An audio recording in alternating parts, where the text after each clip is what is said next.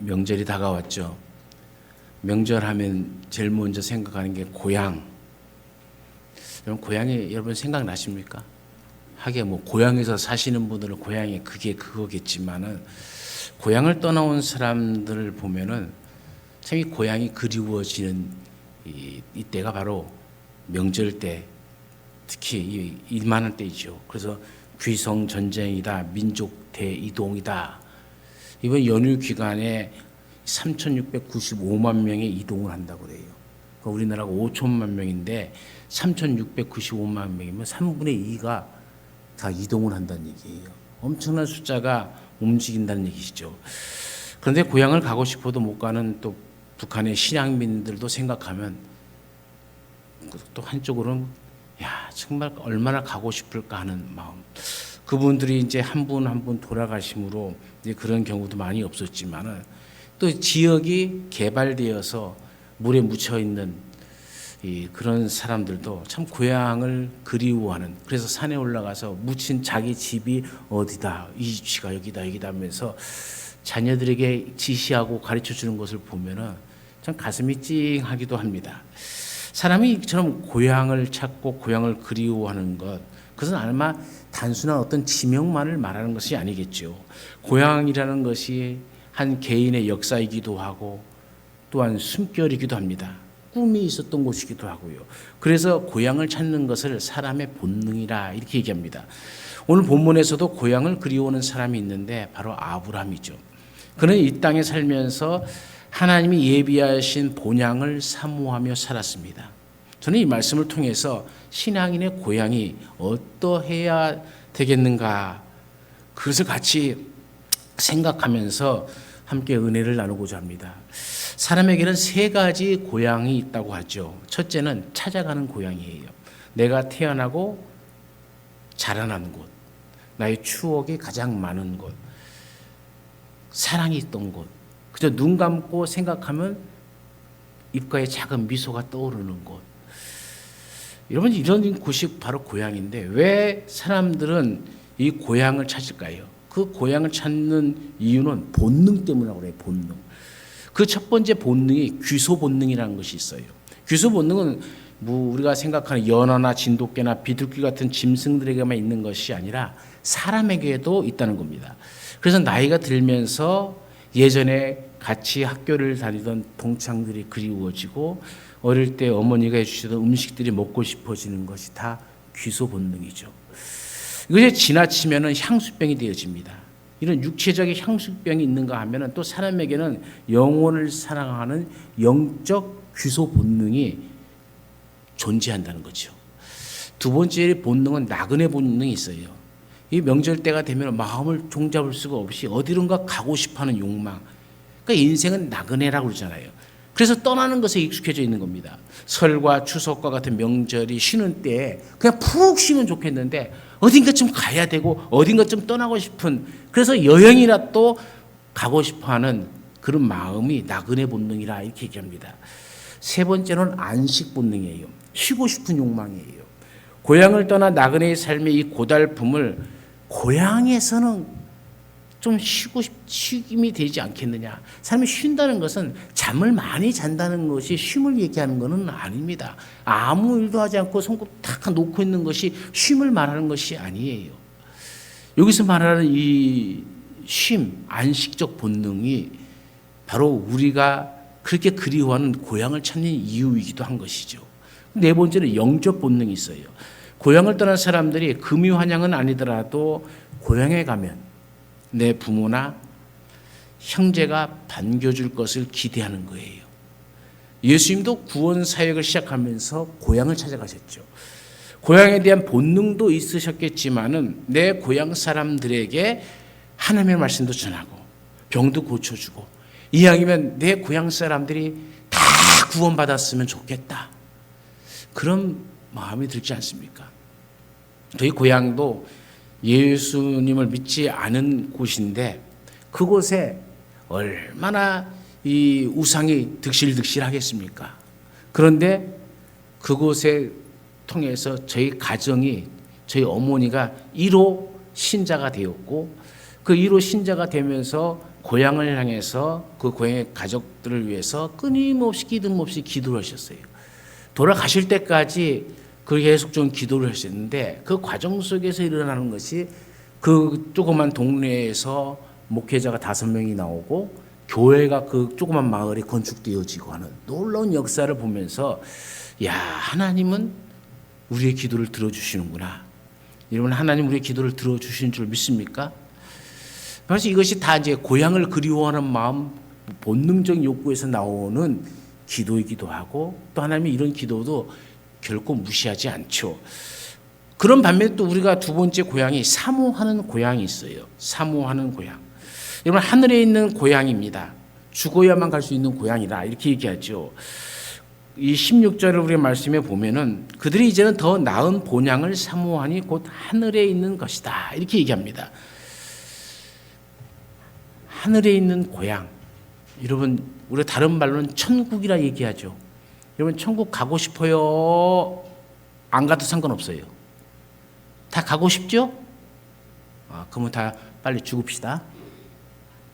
그건 또 아니죠? 그런데 가야만 되잖아요. 우리 인생의 다 모든 마치면은 또 가야만 하는 고향이 있잖아요. 이것이 사모하는 고향이에요. 유치원 아이가 목사님에게 질문을 해요. 목사님, 하늘나라는 있어요? 그러지.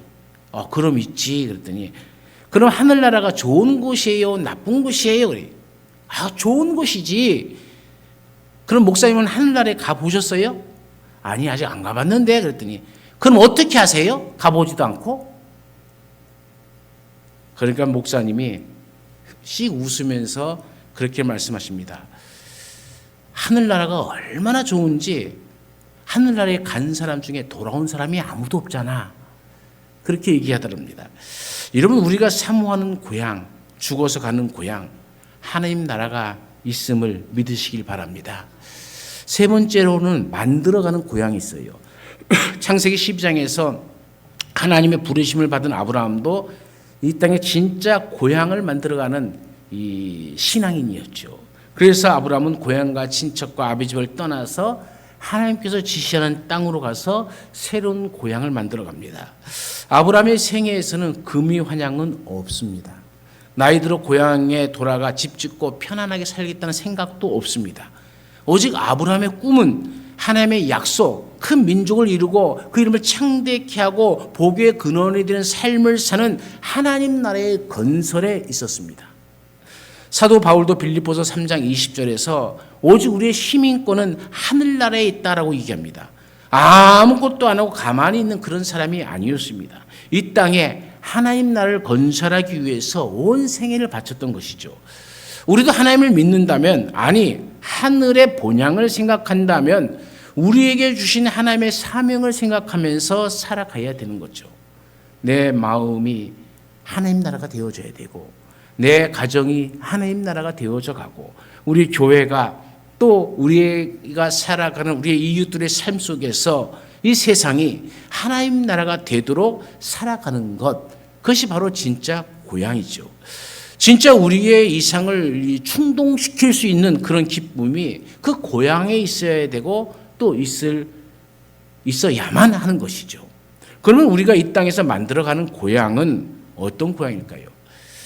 그 하나님 나라는 어떤 곳이겠냐는 거죠. 우리가 만들어 가야 될 고향, 그곳에는 있어야 될 것이 있죠. 그 첫 번째가 하나님의 사랑이 있어야 되는 겁니다. 여러분은 하나님의 사랑이 어떤 사랑이라고 생각하십니까? 한참 나이에 실직한 남편이 있었어요. 아내와 의논해서 조그만 야채 가게를 내고 장사를 하는데 장사가 그런대로 잘 됐습니다.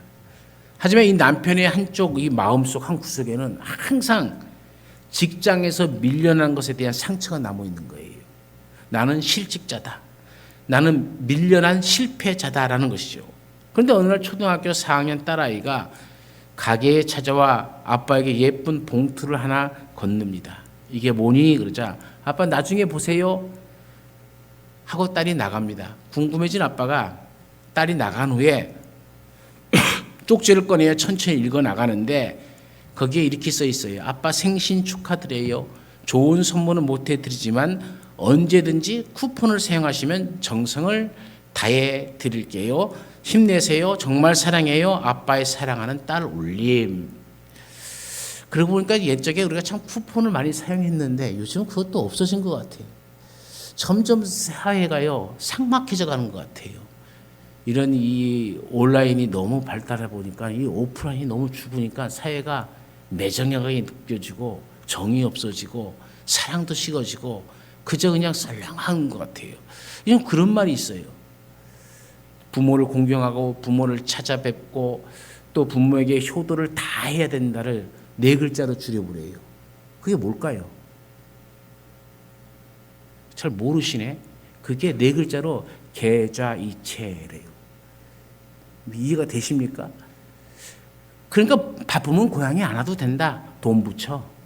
돈만 있으면 되지 하는 그것이 부모에게 가장 큰 효도라고 해요. 참 웃긴 세상에 살아간다라는 생각이 듭니다.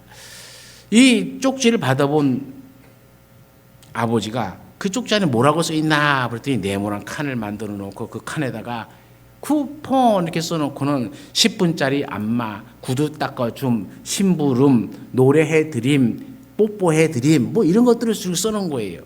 그리고 그 밑에다가 이 쿠폰들은 딱 한 번만 사용할 수 있습니다. 하지만 기분 좋으면 2번도 쓸 수 있습니다. 이렇게 써놓은 거예요. 이 아버지의 눈가에는 그 눈물이 맺혔죠. 그러면서 자기 아내에게 여보 난 직장에서 쫓겨난 순간 세상의 모든 걸 다 잃은 줄 알았는데 이제 보니 아주 나는 부자네. 부부는 손을 잡고 하나님께 감사를 기도를 드립니다.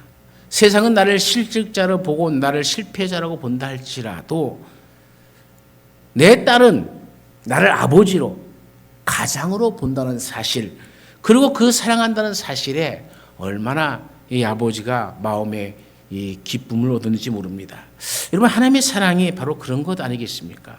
바로 이런 가정이 고향이고 이런 나라가 하나님의 나라인 것이죠. 나를 인정해 주는 것처럼 기쁜 일이 어디 있겠습니까?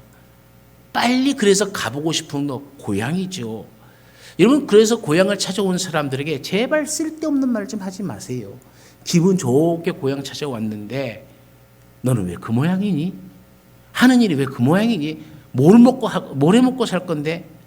이런 말을 통해서 상처를 푹푹 지나면은 고향이 그리워지는 것이 아니라 고향이 부모가 살아있을 때 그런 사람이 살아있을 동안은 오고 싶지 않은 곳이 되어지는 거예요.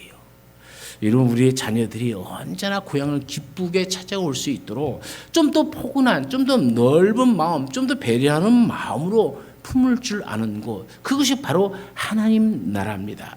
분명히 이 세상은 차별이 있습니다. 이 세상은 상상 얼마나 가졌는지 못 가졌는지에 대해서 우리를 평가를 하죠. 성공했느냐 실패했느냐에 따라서 평가를 해버립니다. 그것에 따라서 대우도 합니다. 때로는 하나님의 교회마저도 성공한 교회, 실패한 교회, 큰 교회 목사, 작은 교회 목사 하면서 사람들 다 평가해버려요. 목사만 그렇습니까?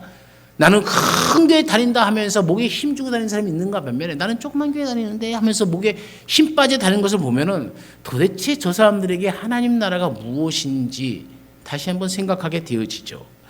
우리 하나님이 그런 분이 아니실진데 우리는 내 눈으로 하나님의 나라를 그런 식으로 평가해버리고 마는 것이죠.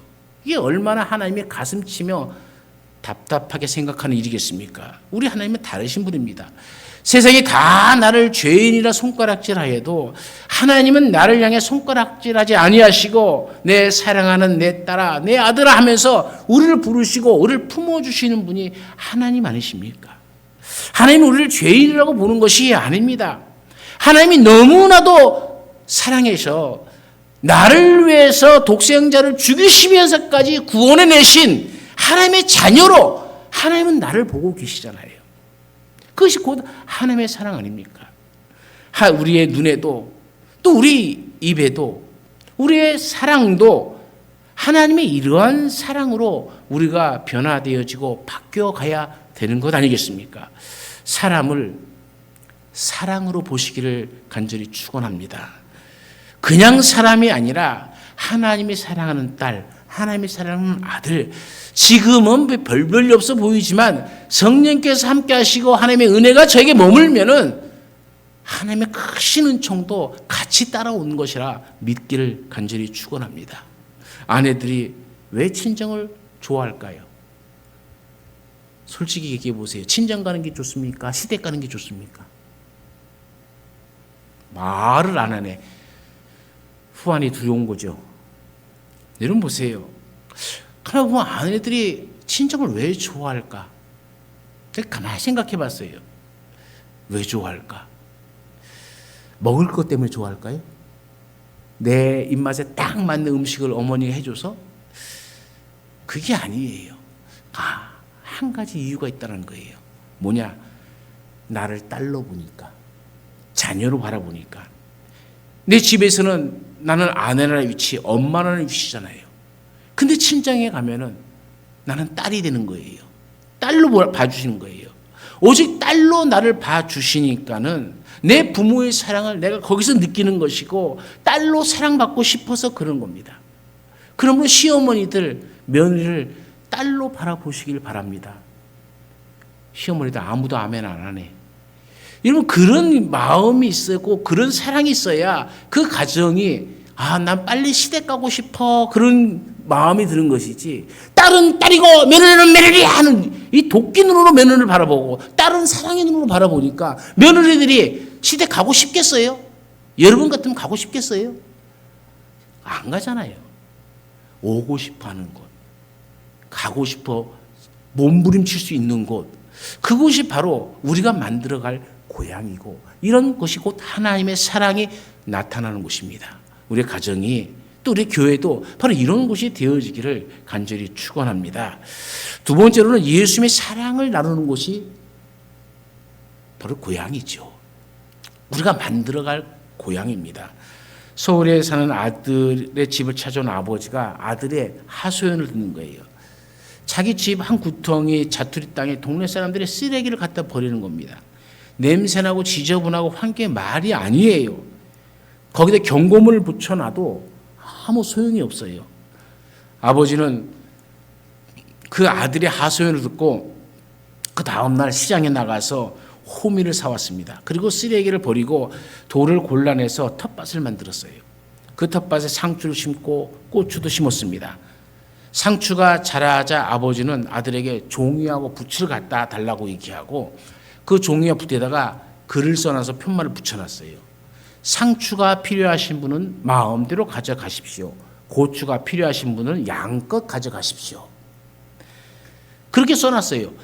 상추가 파릇파릇하게 크기가 무섭게 사람들이 따가는 상추, 얼마나 동네 사람들에게 이 텃밭이 인기가 좋은지 동네 사람들이 이구동성으로 하는 말이 당신이 언제나 우리와 함께 같이 살았으면 좋겠다 그러더래요. 여러분 제사는 내가 지키는 것이 아니고 함께 지켜나가는 겁니다. 하나님이 세상을 사랑하사 독생자를 주셨습니다.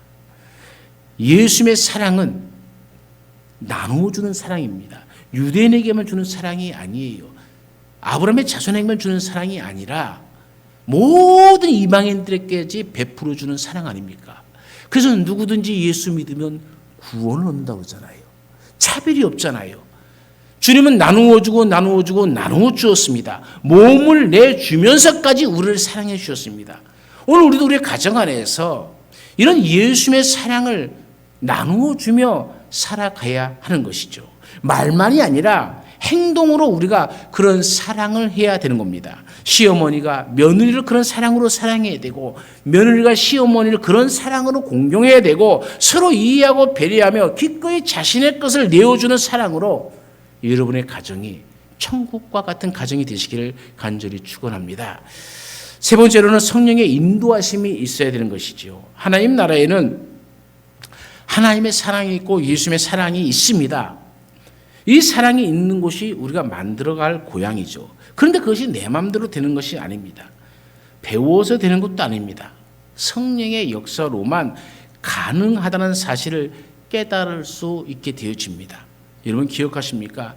예수 그리스도의 피로 하나가 된 이 초대교회는 빈부차를 문제 삼기보다는 가난한 자들을 돕는 것으로 그 문제를 해결했습니다. 우리 이 시대의 가장 큰 문제는 양극화라고 합니다. 그러나 저는 그렇게 보지 않습니다. 양극화는 조선시대에 더 심했죠. 예수님이 계시던 초대교회에는 더했습니다. 지금은 신분의 자유가 있지만 그 당시에는 양반과 천민, 상민이 있지 않았습니까? 양극화의 문제가 아니라 가난한 사람을 어떻게 도울지를 생각하지 않는 것이 문제죠. 모든 것을 정치적으로 생각하고 정치적으로 해결을 하려고 하면 영원히 문제는 안 풀립니다. 하나님의 교회도 세상적인 정치적인 논리로 이념을 가지고 생각을 하게 되면 잘못된 것이죠. 이건 마귀의 역사입니다. 초대교회는 자기 사유재산을 인정하고 평준화하는 그런 공산당이 아닙니다. 하나님의 교회는 사유재산을 인정하고 빈부차를 인정을 합니다. 빈부차로 싸우지는 않습니다. 투쟁도 하지 않습니다. 하고자 하는 일은 단 하나, 권위를 찾는 것이 아니라 내가 십자가를 지고 너를 살게 하겠다. 이것이 하나님의 교회 아닙니까? 너와 내가 예수의 피로 맺어진 형제 자매이기 때문에 우리는 성령 안에서 우리의 것을 기꺼이 내어주는 겁니다. 현대의 가장 큰 결점이 어디에 있냐면 바로 내 것을 내어주지 않는다는 거예요. 거기서 모든 문제가 발생하는 겁니다. 내 것은 내 것, 네 것도 내 것 만들어가는 세상이 바로 이 현대의 가장 큰 문제라는 것이죠. 남이 굶어 죽든지 배고파 죽든지 전혀 신경 안 씁니다. 오히려 나만 배부르면 되고 나만 좋은 환경에서 있으면 되지 하는 생각, 너를 생각하지 않고 나만을 생각하는 극단적 자기 이기주의가 여러분 종말의 현상이라는 것을 아십니까? 우리 주님께서는 이 종말의 현상에 대해서 사람이 이기적이 되어진다 그래요. 자기 중심적이 되어진다 그래요. 그런데 오늘 이 시대의 사람이 꼭 그와 같이 살아가는 거예요. 여러분 한 가정에서도 남편은 남편 자기밖에 몰라요. 아내를 배려해 줄 줄도 몰라요. 아내는 남편을 배려해 줄 줄 몰라요. 자기만 잘 살면 돼요. 부모는 자녀를, 자녀는 부모를 배려해 줄 줄 알아요. 오직 나만 배부르고 나만 좋으면 되는 세상. 그것이 한 가정 안에서도 그냥 그대로 이루어지니까는 우리의 고향은 정말 어디에 있는지, 우리의 고향을 다시 찾아야 되는지. 여러분, 우리 그리스도인들은 정말 좋은 고향을 만들어 가야 됩니다. 이 신앙의 좋은 고향을 만들어 가서 우리와 우리 자손 대대로 이런 고향, 이 신앙적 고향 안에서 감사와 기쁨으로 살아가야죠. 하나님의 사랑으로 우리가 서로를 바라볼 수 있어야 됩니다. 예수님의 사랑으로 섬기기를 기뻐하고 예수의 심장으로 같이 기도해주고 예수님의 희생으로 봉사하기를 기뻐하는 것이 교회 아닙니까? 그것이 하나님 나라 아닙니까? 그런데 언제부터 이것이 다 무너져버리고 교회라는 이름만 있지 교회의 실제는 모습은 없습니다. 경건의 모양은 있지만 경건의 능력은 전혀 없는 곳, 그것이 바로 교회가 되어버렸고 교인들의 삶이 되어져 버렸다는 것.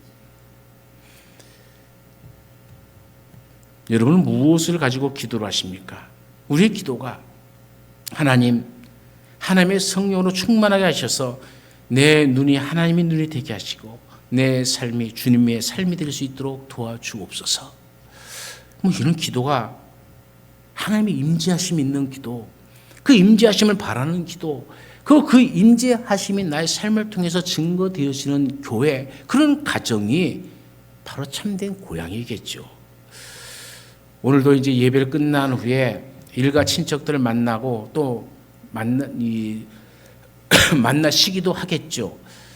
근데 여러분 가급적 좋은 말만 하세요. 덕담 많이 하시고 칭찬을 많이 해주시고 제발 판검사가 되지 마세요. 그저 변호사만 되십시오. 우리는 너무나도 판검사에 아주 폭 빠져 있어요. 여러분, 만남이 있다는 말은 나눔이 있고 서로가 힘이 되어야 되는 것 아닙니까? 그래서 그 사람을 만날 때 기쁘죠. 저 사람을 만날 때 스트레스 쌓이면 만나고 싶겠어요?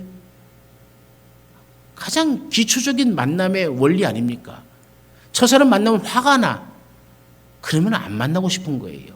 저 사람이 만났을 때 내가 기뻐. 저 사람 만났을 때 무슨 힘을 얻어. 이럴 때 그 사람이 그리워지고 그 사람을 보고 싶고 그 사람을 만나고 싶어 하는 거죠. 같은 학교를 나오고 같은 고향 사람이라면 왠지 동지 같은 기분이 들잖아요. 그렇지 않습니까? 하물며 친형제 자매는 더하겠지요. 그런데 친형제 자매도 서로 검사 판사 돼갖고 지적질하고 판단하고 그러면은 안 만나버려요. 정말 무서운 게 친형제 자매입니다. 이 사람들은 한번 틀어져 버리면 죽을 때까지 안 만나요. 오히려 이웃들은 그렇게 했다가도 서로 살면서 되는데 이 친형제 자매들이 따로따로 살다 보니까 수틀리면 안 만나면 그걸 끝나버리는 거예요. 참 우리가 인생을 왜 그렇게 살까 하는 안타까움이 있습니다. 남아프리카 잠비아의 북부 고원지대는 바벤바족이라는 족이 있어요. 이 바벤바족의 특징은 범죄가 없다는 거예요. 싸움이 없는 평화주의자들입니다. 배워서 학식이 높아서 부자라서가 아니에요.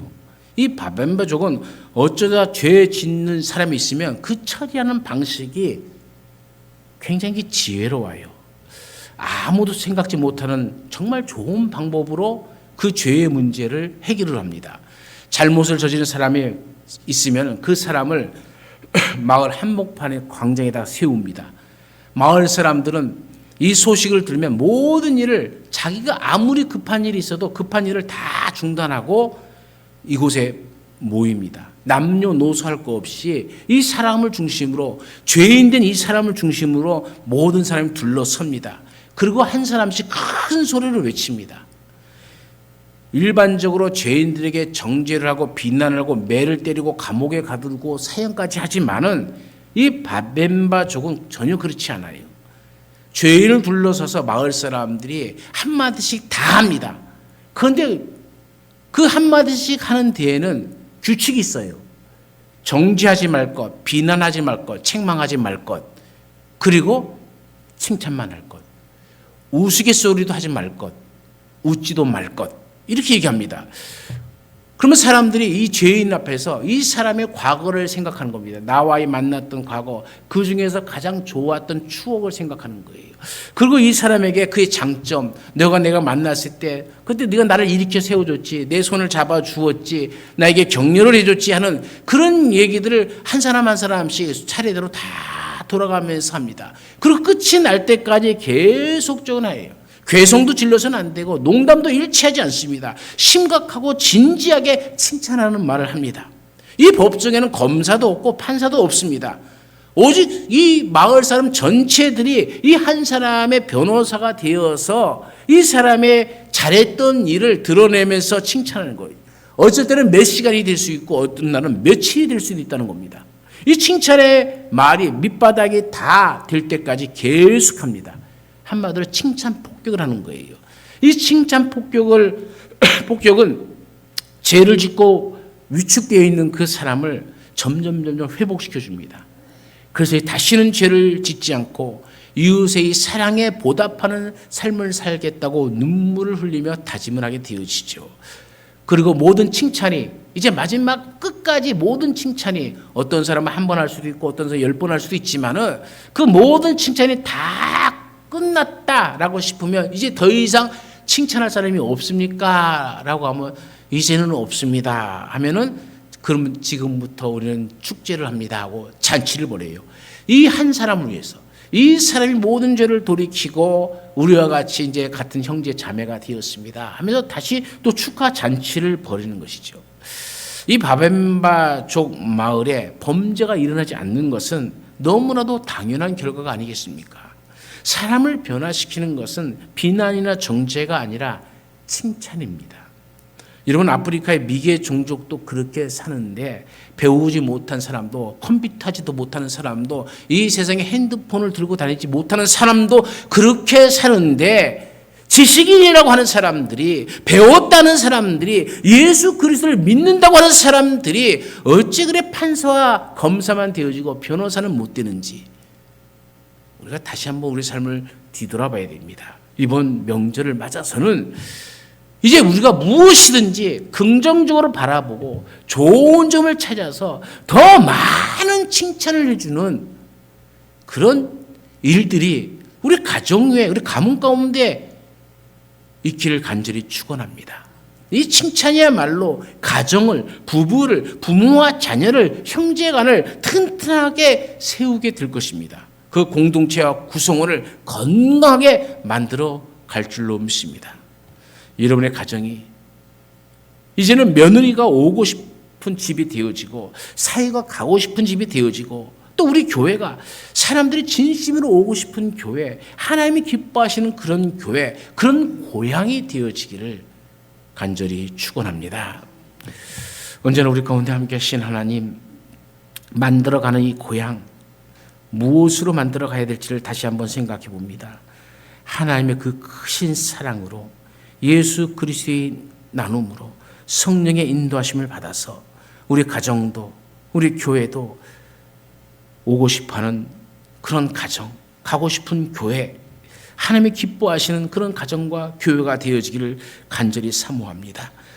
이번 추석을 맞이하여서는 우리의 모든 가정들이 판사 역할도 검사 역할도 다 때려치우고 오직 변호사가 되어서 그의 잘한 일, 기뻐했던 일, 그로 인해서 즐거워했던 일, 서로가 이런 칭찬의 말, 덕의 말을 하여서 서로가 세워주고 서로가 힘을 얻고 그래서 복된 가정, 또 오고 싶은 가정, 많이 오고 싶은 가정, 자꾸 오고 싶은 가정이 되어질 수 있고 그런 교회가 되어지게 하여 주옵소서.